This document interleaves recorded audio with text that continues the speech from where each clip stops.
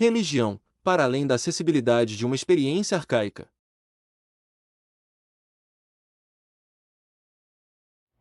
Imagina viver em um mundo em que os rituais, sejam eles danças, gestos, celebrações, eles surjam até mesmo antes que as palavras.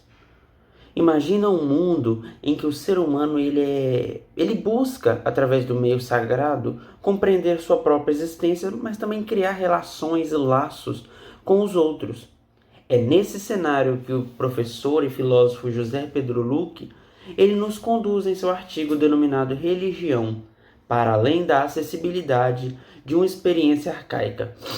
Dando uma singela introdução e falando sobre um dos primeiros capítulos, José Pedro Luque ele reconstrói a hipótese de Habermas, segundo o qual, dentro do chamado complexo sacral, o rito ele precede o mito.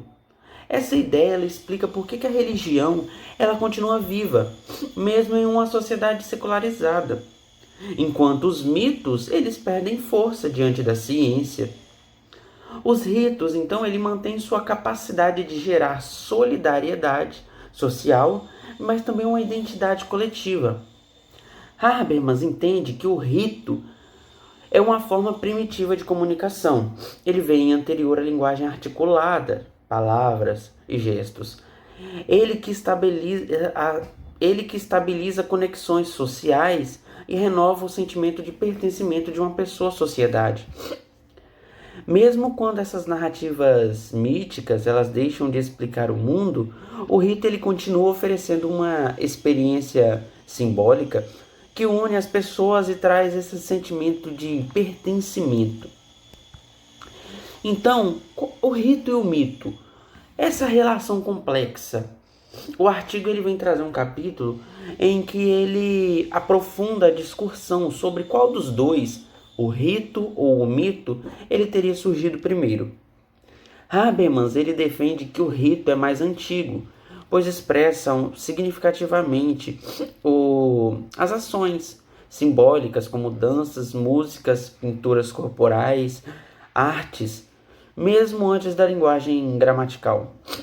Esses ritos, eles serviam para afastar o mal, para invocar o bem, enfrentar situações ameaçadoras, como fome, epidemias, mortes e muitas outras adversidades que os antigos enfrentaram.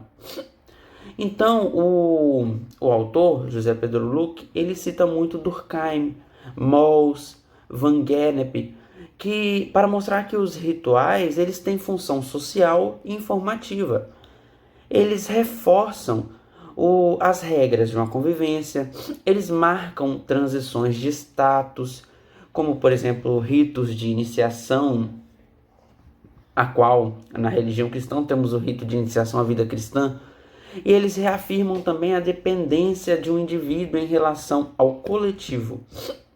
Então, assim, o rito ele acaba que não é apenas uma representação simbólica, mas uma ação performativa que renova a coesão grupal e ajuda também a lidar com gestos existenciais, questões como o nascimento, a morte, a vulnerabilidade do próprio ser humano.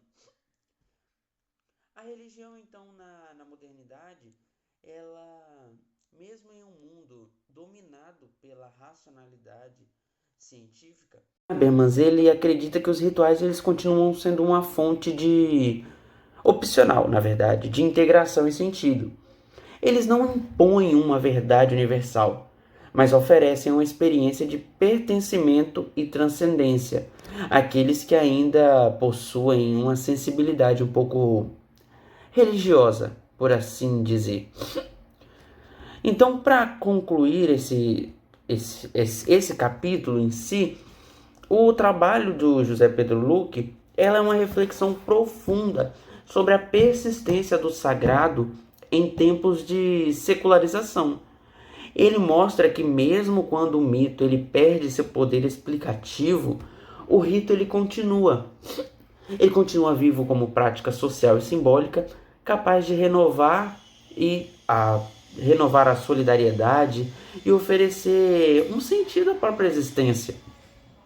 Em última instância, o artigo do padre José Pedro Luque, ele nos convida a pensar que a religião não é apenas uma herança do passado, mas uma experiência humana fundamental, que pode se reinventar a cada dia, a cada época, e continuar relevante, mesmo hoje, no presente. Habermas procura responder uma questão muito importante. Por que os seres humanos criaram os ritos? Para ele, os ritos surgem como uma resposta a um problema que aparece quando a vida em sociedade se torna algo mais complexo. Então, ao longo da evolução humana, as pessoas passaram a se comunicar não apenas por gestos ou sinais simples, mas por meio da linguagem e dos símbolos também.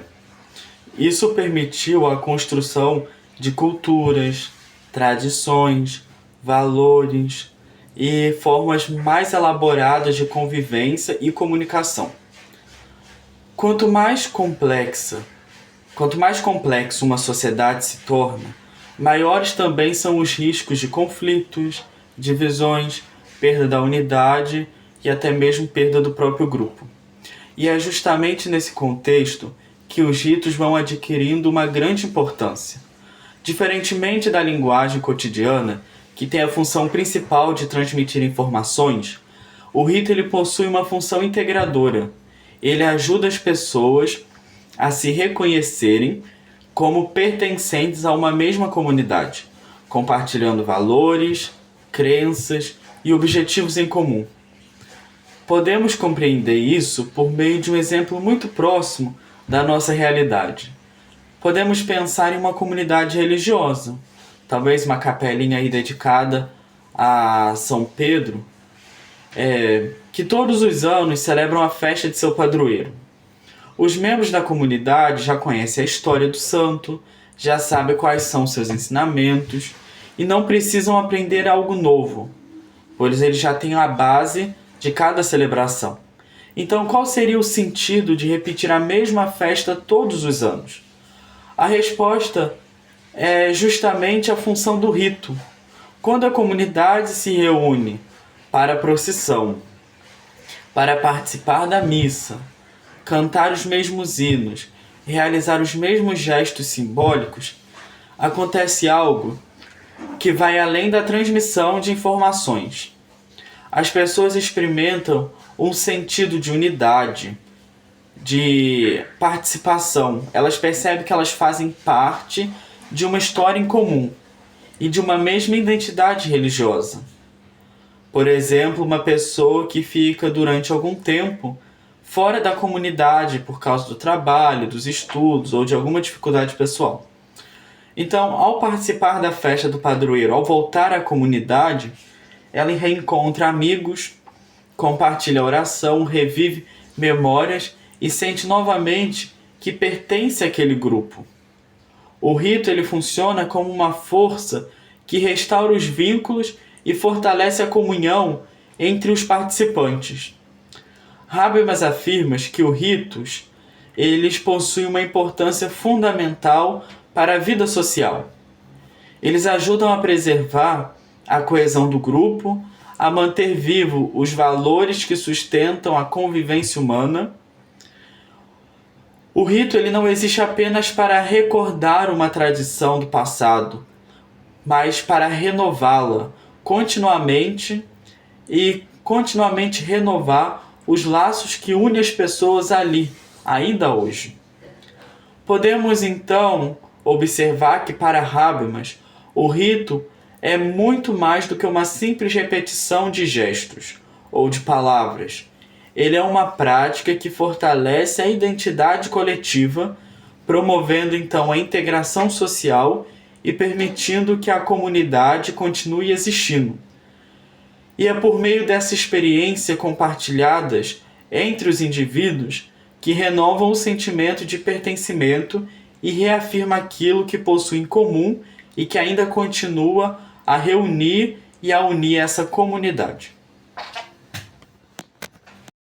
Continuidade ao nosso trabalho a partir da página 93, nós vamos discutir então a comparação entre as ideias de Habermas e Charles Taylor sobre a sociedade, sobre a religião, os rituais, a secularização na sociedade moderna. Charles Taylor é um filósofo canadense. Ele é um dos mais influentes pensadores da contemporaneidade, pela seus escritos, né, na área de filosofia, política, ética, identidade religiosa. Nascido em 1931, ficou conhecido por suas reflexões sobre a múltipla cultura da sociedade moderna, o reconhecimento da individualidade, o reconhecimento do papel da religião na sociedade moderna. Taylor critica a visão dos indivíduos, mas ele traz uma nova concepção sobre a totalidade independente da sociedade, defendendo que a identidade pessoal é formada por meio das relações sociais, da cultura e da linguagem. Entre suas obras mais conhecidas dele está As Fontes do Self, a construção da identidade moderna, onde que ele vai discutir sobre a identidade do homem moderno, sobre concepções de sua análise do comportamento do homem moderno. Outra obra fundamental de Taylor é Os Argumentos Filosóficos, obras essas também que tem no próprio artigo, que vai falar sobre a análise de como a sociedade ocidental passa desse contexto, né, da religião, desse aspecto profundamente religioso para um cenário mais secular. Seu trabalho teve grande influência nos debates sobre democracia, diversidade, cultura, reconhecimento de minorias, que ele exerceu um grande trabalho junto aos povos nativos canadenses, e também recebeu grande reconhecimento da imprensa, compreendendo que para Habermas os rituais desempenham uma função fundamental para manter a solidariedade e a identidade dos grupos sociais. Embora os mitos religiosos, antigamente, na origem histórica, eles nascem para explicar o mundo, eles perderam então essa capacidade, esse avanço de explicação para a ciência moderna. Os rituais, porém, continuam revelando e fortalecendo os laços de comunidade, o sentimento de pertença. Assim, enquanto os ritos tendem a desaparecer, os rituais ainda tendem a fortalecer a interação social. Para Habermas, as comunidades religiosas ainda desempenham essa função por meio dos cultos, os rituais, as práticas. Isso expressa nele uma experiência de solidariedade que muitas pessoas não religiosas já não vivem. Habermas, então, como nos explica também o professor José Pedro Luque, quer de uma religiosidade não religiosa. Ele quer os efeitos da religião, mas sem a religião. Assim, comparando ao pensamento de Taylor, né, ele vai trazer uma análise da secularização da forma diferente. Taylor argumenta que a modernidade criou um eu protegido, mas individualizado, racional e autônomo, que não depende mais de explicações religiosas para compreender o mundo, a sociedade, e passou a funcionar dentro de uma estrutura imanente, isto é, uma visão do mundo baseado em causas naturais, na ciência e na racionalidade. No entanto, essa estrutura não elimina necessariamente a transcendência ou a religião. Taylor afirma que, mesmo vivendo uma sociedade secular, muitas pessoas continuam buscando algo que vai além da simples explicação, né, científica da realidade. Questões sobre o sentido da vida, valores morais, experiências éticas, heróicas, sacrifício e espiritualidade podem abrir espaço para a transcendência. Por isso, a modernidade não significa o fim da religião, mas uma mudança de forma como a fé é vivida. As pessoas passam a escolher e reinterpretar suas crenças de maneiras mais pessoais. Então, Taylor vai nos trazer também essa crítica da visão muito forte da perspectiva também do próprio materialismo da religião. Então ele apresenta aqui no livro, As Fontes do Self, essa religião mais da subjetividade, o indivíduo que olha para si mesmo. Então é uma visão que reduz, não pode reduzir o homem a aspectos que são apenas físicos, mas sim também traz o sentido da própria experiência. O homem tem experiência. Então o que o texto está querendo nos mostrar? Podemos essa comparação com Habermas, que destaca a importância dos rituais religiosos para a coesão social, enquanto Taylor busca demonstrar que a sociedade moderna, apesar da secularização, continua aberta à experiência religiosa e também à busca do sentido que ultrapassa a mera racionalidade científica. Com isso, Pedro Luque quer demonstrar os elementos de debate entre Taylor e Habermas sobre a religião e a secularização. Podemos então argumentar que Taylor argumenta que a modernidade não eliminou necessariamente a religião, embora a sociedade moderna funcione dentro de uma estrutura imanente, baseada na ciência, na tecnologia, nas experiências naturais. Isso não significa o fim do transcendente. Tenha sido destacado, ou podemos dizer, tirado da sociedade. Não há um destaque além do transcendente.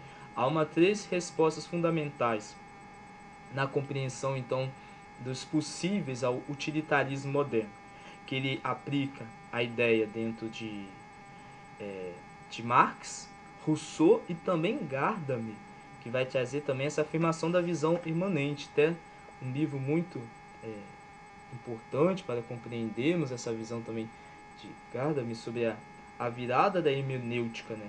A hermenêutica em retrospectiva, que vai trazer também sobre essa afirmação da visão elitizada, que rejeita a igualdade ou reconhece a existência do transcendente.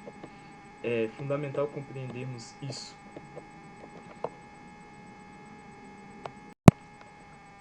Assim compreende então que a crítica em relação a Habermas não deve ser então compreendida como uma redução da religião, ou seja, a religião não pode ser compreendida apenas como utilidade social. É uma grande crítica que Taylor faz a Habermas, e também o autor compreende isso, mas Taylor condiz que oferece uma interpretação mais ampla da religião, né? Para além das práticas religiosas. É uma celebração assim. Então um artigo aqui escrito defende que a religião deve ser vista não apenas como resquício arcaico do passado, né? Desastre, embora Habermas reconhece seu valor como fonte de solidariedade social, mas, todavia, porém, como Taylor mostra, que a experiência religiosa continua viva na modernidade porque responde à busca humana no sentido do transcendente. Dessa forma, a modernidade e a religião não são necessariamente incompatíveis, mas sim um caminho de busca.